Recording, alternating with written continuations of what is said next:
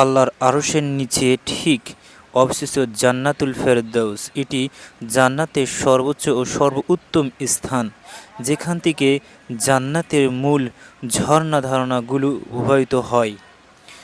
বিশাল জান্নাতের মাঝে দাঁড়িয়ে এক নওজোয়ার বিপরীত চারপাশ দেখে এমন সময় যে উপরে দিকে তাকিয়ে দেখল তার মাথা ঠিক উপরে ছাদটি কোনো সাধারণ বস্তু নয়, তা মহান আল্লাহর আরশ।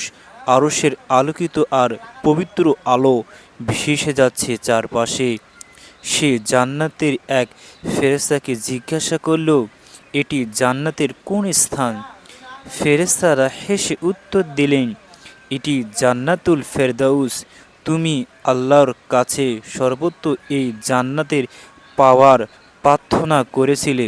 পৃথিবীতে পৃথিবীর বুকে সে শেষ সেজদাটি পৃথিবীর বুকে যে শেষ সেজদাটি তুমি দিয়েছিলে তার প্রতি দান ও স্মরণ মহান রব আজ তোমাকে আরশের ওর একবারে নিকটবর্তী এই স্থানে ঠাঁই দিয়েছে।